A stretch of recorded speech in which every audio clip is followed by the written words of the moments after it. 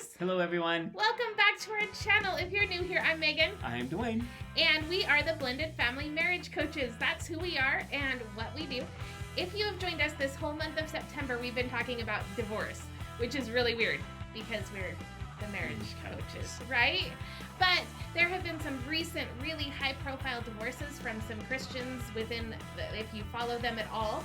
And we thought that there were some things that we can learn not only from their divorces, but also from your previous divorce as well as our previous divorces in order to improve our current marriage. And we wanted to bring that to you guys. So for the best advice for your blended family marriage, don't forget to subscribe by hitting the button down below, ring the bell, Ding dong. so that way you get notified every single time we post a new video, which is Tuesday evenings at 6 p.m. Pacific Standard Time. So you guys on the West Coast are really lucky because you get to enjoy it right before you go to bed. On the East Coast, you guys over there away from us get to enjoy it right before you go to bed. And we actually have somebody last week that's in, I believe, the UK that said that she watches us when she wakes up in the morning. So good morning to you. You guys really want to subscribe and ring the bell because this whole month we've been doing a giveaway, and we'll talk more about that towards the end of the video. So divorce is definitely devastating. We've seen that in the countless couples that we counsel, the people that we come across. We see it all the time on Facebook, different groups that we're in, just the devastation and in our own families and everything like that. But one of the things that we have learned in how to improve your marriage is having marriage goals. And what do you want your marriage to look like? What's the desired outcome, of your marriage? Is it just to, live with someone, have the benefits of marriage and no responsibility? Whatever. So having marriage goals, we found, is very key. Yes, that's so true. And we totally believe in the Holy Scriptures. That's who we are and what we preach. But the Scriptures tell us that people will perish without vision. And we can apply that to our marriage as well. It's so important to apply that kind of vision and knowledge to our own marriage. And we do it all the time, right? We see people setting New Year's goals and having New Year's resolutions. We see big corporations having goals, end of the quarter, end of the year goals, those kind of things. Why should our marriage and our relationships be any different? So I should have looked this up before we started recording, but I didn't. I will put it in the comments below if I do find that information and I decide to do the research. But I believe it's Gottman that encourages couples to go away for a weekend at least once a year. And during that weekend, set goals for their marriage. Be able to talk about the things that they want to accomplish for the upcoming year and set goals for things that will help them drive them closer to their vision and give them a vision. Dwayne and I do have a mission statement for our marriage. We have a vision for our marriage, and each goal that we set for our relationship and for our marriage drives us closer to that vision. So that's where we encourage couples to start with a mission statement. What do they want their marriage and their relationship to reflect?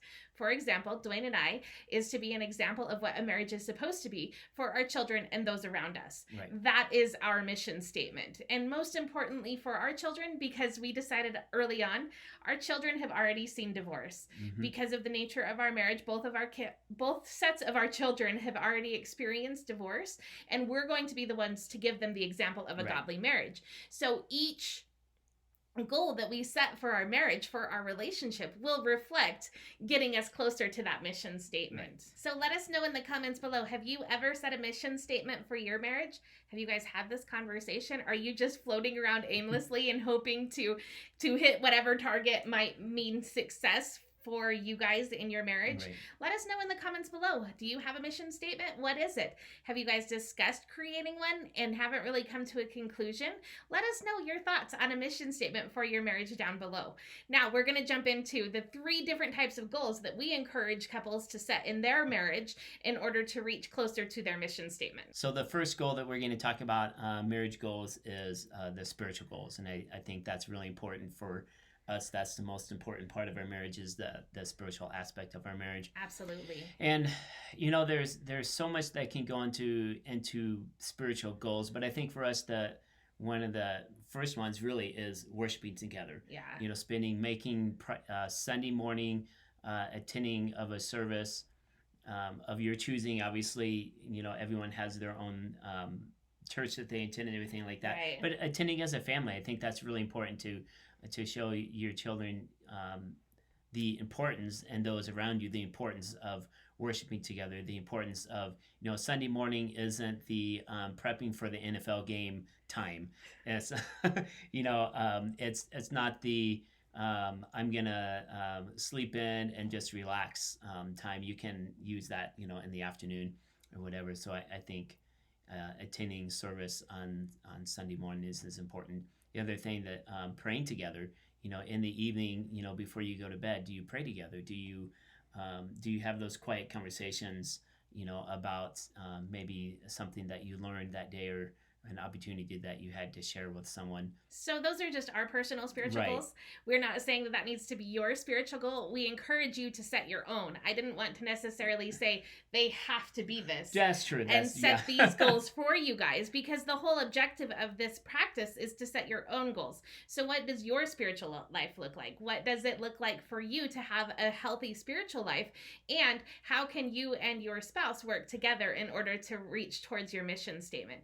For us, Sunday mornings are very important, that our kids and those around us see that that's a sacred time for us. For us, we pray together every day. That's an important thing for us. And those are the goals that we have to meet in order to strive to get to our mission statement.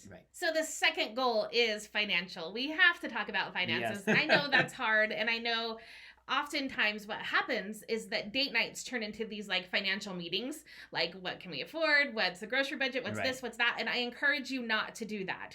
These are business meetings that need to happen on a regular basis, these financial meetings, but that's not for date night.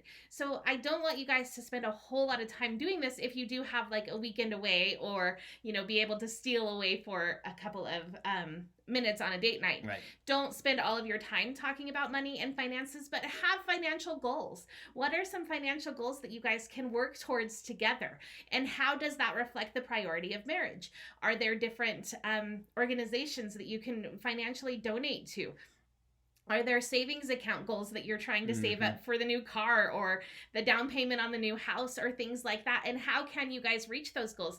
Make that planning a priority during what I call business meetings, not during date nights or a time when intimacy is supposed to be important. Because truthfully, finances is one of the major reasons that causes divorce in the first place. It is. But a way to avoid that is by setting goals, creating goals together that you guys can together reach towards, that will eventually lead you towards your mission statement. So that's one way to avoid it, is by setting these goals and having a budget and being smart about that budget. But like I said, it's so important not to allow the time and the intimate moments that you have together be overwhelmed with this big financial burden, if you will. So be careful of when this is discussed, but going forward without a goal financially is just a recipe for disaster. And the third goal that we encourage couples to set is something that I hold near and dear to my heart. We have done several videos on this. You can find the links in the comments below, but here are the thumbnails because I love putting them over Dwayne's face. The 3 videos that we've done on intimacy, I honestly think we've done more than that. If you want to search our videos, and I'll put them in the comment. I'll put the link to those videos in the description below. But intimacy is so important in a marriage. And again, like I say, I'm not going to harp this. Intimacy does not equal sex. So you need to come up with some intimate goals, not necessarily sex goals for your marriage, that will lead you, again, closer to that mission statement. I know that I'm like a broken record here, but it's so important that your goals lead you closer to what the ultimate mission for your marriage is. So what are some intimate goals that we can set in our marriage? Date nights, regular date nights. Maybe that's kind of gotten off the rail, and schedules are getting crazy, and that's kind of become a last priority. Date nights are an important goal to set within your marriage in order to improve the intimacy. But honestly, some relationships might need to take the back burner for a little while. And if you and your spouse are in agreement that right now maybe a relationship with this child or a relationship with this parent needs to become a priority, make sure that you guys are talking about that and discussing that, so that way your intimacy isn't jeopardized because you know that right now another relationship needs to take the priority. Again, we totally agree that the marriage relationship is the most important relationship in the home, and our goal is to raise good adults, not good children. Right. And the way to raise good children is to teach them that they are not the first priority, that Right. the world doesn't revolve around them. But there are times and seasons within a marriage that the world needs to revolve around somebody else besides the marriage relationship. Right. And the spouses need to come together and say, how can we keep our intimacy strong and our intimacy close while we prioritize this other relationship? Right. And this is an awesome time to talk about that and making intimacy a very important goal in your marriage. Now that we have looked at some goals that we can use in our marriage in order to improve our marriage, maybe we can learn from previous divorces, right. That we didn't set goals in our marriage. We didn't have a mission statement within our marriage, and it failed. Maybe we can look at these other high profile marriages that we mentioned above. Some of these people that just didn't have a goal in mind, so it was easy to give up. Right. It was easy to throw in the towel. Again, I have to say, I don't know their individual circumstances. I'm not saying that their divorce is easy, but not having something to strive to together as a couple, not having an end goal, a mission statement, is a really easy way to set yourself up for failure, set your divorce up for failure. So we've discussed all of these things. The 3 goals that we recommend you setting, again, are improve the intimacy, finances, and spiritual goals. And to make a mission statement, and that mission statement's the most important. So let's get to the giveaway. What are you giving away, Megan? Well, we're giving away 3 books, and I'm so excited about it. The first book is a book by Gary Chapman and Ron Deal. They co-authored this book. So Ron Deal is like the guru of blended families, and he has so much wisdom to impart on you guys. And then Gary Chapman is the love language guy. So how cool is that? They combined their 2 passions in order to help us in blended families. So that's the first book that we're giving away. The second one is all about blended family marriages and how to revitalize your blended family marriage. It's a great book. The link to both of those will be in the comments.